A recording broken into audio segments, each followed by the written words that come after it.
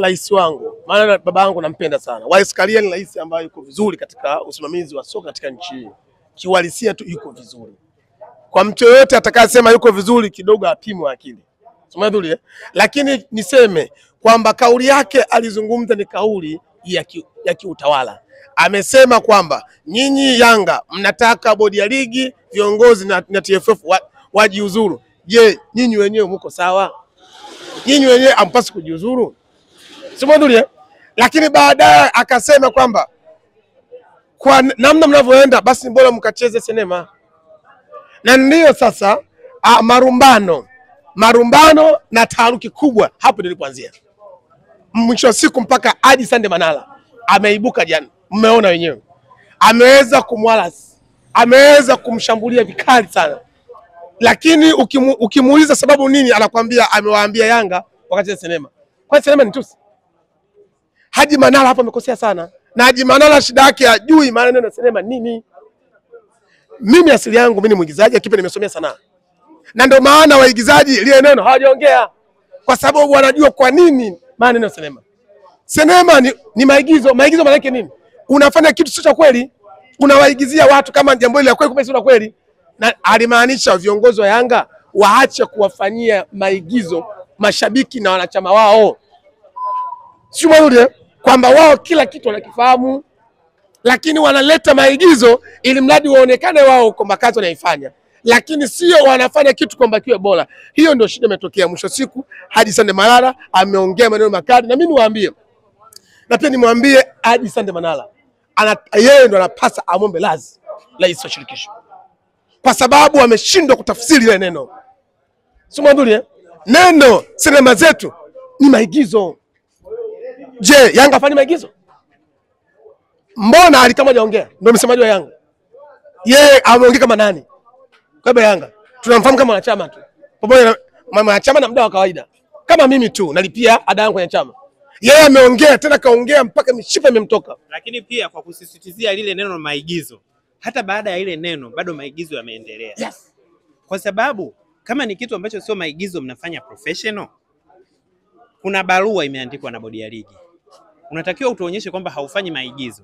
Jibu ile barua kwa bodi ya ligi kwa maandishi. Very professional.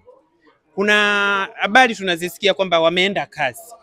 Lakini hakuna mahali tunaona taarifa kwa umma Yanga wameenda kazi. Hakuna mahali tunaona barua. Kwa hiyo bado yanarudi kwa ni maigizo. Kwa sababu kama sio igizo tutasikia tamko maalum la klabu, na tamko maalum la klabu linajulikana linapatikana wapi? Aidha kwa taarifa ya umma au kupitia msemaji ambaye anajulikana. Tumsikia Ali Kamwe, yes, amesema kwamba Yanga imechukua hatua, imeamua kwenda kasi. Lakini wapi kuliko sema, yani wapi Yanga unaweza ukasema kwamba hili ni tamko official kwamba wameenda kasi? Kikubwa tu father kwamba ni kikubwa tu kwamba walioongea ni vikundi vya wauni. Walioongea sio viongozi wa Yanga Afrika. Tunawajua sisi. Sumadhuri leo hii mmeona kwamba leo wanapiga makelele, lakini kinachowasumbua mashabiki wa Yanga na viongozi wa Yanga ni visungula. Sumadhuri wanatumia visungula sana. Ulijificha sasa hivi watu wameondoka ndio wanakuja. Hapana, sijajificha. Niko uwanjani, nimeanza kufanya interview toka muda mrefu. Sawa, niwaambie mashabiki wa Yanga. Una nguvu ya kufanya interview, umefunga. Anasema kwa nyinyi wananchi mambo mnayoyafanya sasa hivi ni maigizo. Kwa sababu mnasema mmeenda kasi, lakini barua rasmi kwenye peji zenu ni maigizo. Unasema ni maigizo? Yes. Sasa wewe nakuja na wewe na ndugu yako Karia. Unajua swala la maigizo katika nchi hii, filamu bora imetengenezwa na Rais Mama Samia Suluhu Hassan ndio aliyofanya maigizo. Ukisema sisi tunafanya maigizo, shika adabu yako. Rais wetu wa nchi ndio aliyotengeneza movie ambayo imetumia zaidi ya bilioni 7. Kwa hiyo unaposema tuende tukacheze sinema, kwanza umtendee haki rais wetu wa nchi. Ameigiza movie ya bilioni 7 rais. Utakuwa umtendee haki Steve Nyerere. Utakuwa umtendee haki marehemu Steve Kanumba. Utakuwa umtendee haki Wema Sepetu. Tasnia ya maigizo ni tasnia bora katika nchi yetu na inatupa ajira vijana wengi sana. Kwa hilo Simba amekosea, kwa hilo Karia amekosea, kwa hilo Malaika umekosea. Hajakosea. Mimi labda ni hapo nimsawazishe. Na ndio maana nimesema ni shida kujua nini maana neno sinema. Sawa. Alichozungumza Wallace Karia rais, na ndio maana hata Haji Sande Manara akatoka na mishipa kuongea neno hilo, lakini mimi nimesomea sanaa ya uigizaji. Nimewaambia yeye yuko Bagamoyo, yeye yuko sahihi. Mwaka gani? Mimi niko pale. Unaona mtuzalao sasa. Ngoja. Sinema ni bora sio bora? Sinema ni bora lakini acha kwanza sema sinema ni bora. Sinema ni kitu ambacho mnakifanya sio sahihi. Sio sahihi? Yes. Kwa hiyo sisi mama ile mbuga za nyama walipiga bandia. Ngoja sentence hapo. Unaona hiyo kumbe ni shida. Kwamba wewe unaigiza unalia. Kwamba umefiwa. Ndo sanaa ile ilivyo. Ile ndio sanaa ilivyo halisi ambayo inamfanyisha mtu. Sisi tunaigiza vita lakini hakuna vita, tunafundisha jamii nyingine. Mnafikisha ujumbe. Sanaa ni kwambia kitu. Ujumbe. Wewe ushacheza movie. Yes. Ukicheza movie yoyote ile nyinyi mwa majambazi hata 100, lakini sharti la mwisho lazima serikali iwakamate. Uongo? Yaani kweli. Sasa kwa nini jambazi ashindwi na serikali? Ni kwa sababu tunafundisha hata jamii nyingine kwamba wewe hata ukiiba ukitumia pesa zako, lakini mwisho wa siku utakamatwa na serikali, utawekwa jela. Kwa maana hiyo nini? Wizi sio mzuri. Ndio maana ya sanaa. Kwa hiyo ukija kusema watoto ile sanaa ni maigizo tu, ni uongo. Wewe ni mpoteshaji wewe, mimi nitakuwa ni mwelimishaji. Lakini wewe tunataka tuwaulize swali mmoja hapa. Yes. Wewe kama shabiki wa Yanga, hii dabi unaitaka ama uitaki? Brother, mimi ndio maana nilifika pale mapema tu. Saa 11 niko ndani ya uwanja na wasubiri Simba. Hawakutokea. Mimi dabi nilikuwa naitaka sana, nilikuwa najua unamfunga goli hata 7. Ameingia saa 10. Mpira umesema kwamba uchezwe Benjamin Mkapa. Mpaka saa 2, saa 3 wanapigiwa simu watu wa bodi ya ligi wanasema mechi ipo. Watu wanatoka mikoani, watu wanajitahidi kuja. Inafika saa 8 mchana. Brother, unasema mechi hakuna. Watu wamepata hasara. Huyu mwenyewe anajua watu wamepata shoti kubwa. Watu wamekufa kwa kusubiri dabi. Watu wametoka Ulaya kwa kuisubiri hii dabi. Dabi yetu inaongozwa kwa kuangaliwa na watu wengi Afrika. Ni dabi namba 4. Watu wanakuja kuambia mpira hakuna. Yeye TFF alikuwa inabidi aondoke na jibu hili moja. Simba ameandika barua sisi hatucheze. Wangesema njoeni mpira mnachezwa. Mbona amani ilikuwepo? Mbona nchi ilitulia? Hii nchi bahati nzuri hata ukitembea vipi huyu si Simba. Hakuna hata mtu Yanga anayekuja kumpiga singi. Na unadhani nini ambayo kinatatiza maamuzi ya dabi kufanyika? Kwa sababu maamuzi yamechukua muda mrefu na tuliona Al Ahly na Zamalek maamuzi yaliweza kupatikana hapo uwanjani. Na tunaona dabi ya Kariakoo maamuzi yanachukua muda mrefu. Unadhani ni nini changamoto? Huyu alisema watu wakacheze sinema ndio yeye changamoto. Na wewe mwana Simba unadhani nini changamoto? Mimi labda nimjibu, wewe usiondoke. Nimjibu. Sawa. Dabi ya National Al Ahly. Bodi yao ya ligi yao ilisema mchezo upo na bodi mzima iko uwanjani. Ina maana mchezo mzima uko uwanjani. Sawa. Makamisa, marefali wote kwa uwanjani. Walikoko tayari kimchezo. Lakini National Al Ahly akagoma mchezo tayari kwamba watu wako ndani ya mchezo. Hiyo ni kisheria, unakata pointi hapo.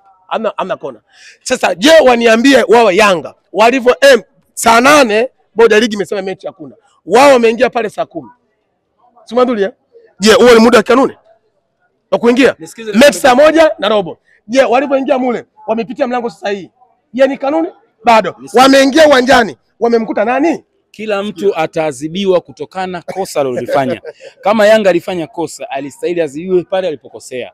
Na huyu kosa lake la kutokuja uwanjani adhibiwe pale alipokosa kuja uwanjani. Iwezekana unaambia kwamba mimi nimezuiliwa kufanya mazoezi ya siku moja, ya dakika 2 ya usiku. Wewe ndio ugairisha kwamba kesho mimi siji kucheza mechi, leo sijafanya mazoezi. Unakuja kufanya mazoezi, unatujazia mbuzi karibia 70 kwenye Yutong. Unatokea vibabu karibia 50 kwenye Yutong. Simba amesababisha uwanja wa Taifa ufungiwe kwa sababu wameuchimba mashimo, wanafikia kondoo. Kesho wewe unajua nikwambie kitu kimoja, wewe una nyumba, mimi mpangaji wako. Nimepanga nyumba kwako. Lazima nikwambie kesho nakuja kuhamia. Wewe sasa unaweza kuniambiaje? Blaza usije katika ile nyumba kwa sababu ile nyumba kuna misumari. Blaza usije katika ile nyumba kwa sababu umeme nimeweka vibaya utakuja kunasa. Nisubiri nikarekebishe nyumba yangu ndio huje.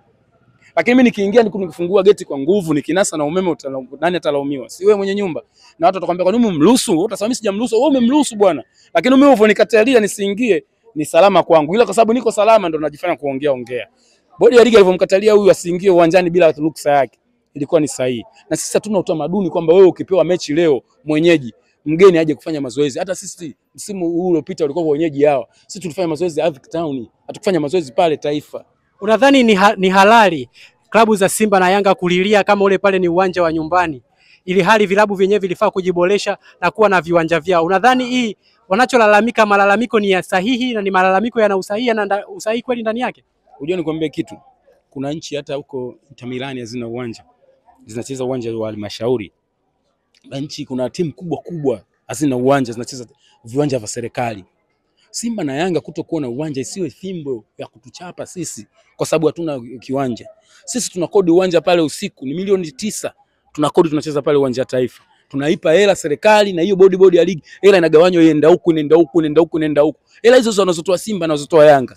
Simba alikopo na Yanga wanachangia pale Chamazi pesa nyingi sana kucheza katika uwanja wa Chamazi. Matokeo yake mwenyeji mwenye uwanja hajamfanyia favor mgeni, Simba ameondoka. Yanga akaondoka. Leo hii hawaingizi, walikuwa wanaingiza milioni karibia 60 ndani ya wiki mbili. Lakini sasa hivi aingia gasi 5. Kutokuwa na uwanja sisi ni kosa letu sisi. Wasituadhibu kwa sababu hatuna uwanja, tutajipanga wenyewe tutapata uwanja. Simba sasa hivi ana uwanja wake wa mazoezi Bunju, bado kuongeza majukwaa tu, aweke kipute, watu wakipute.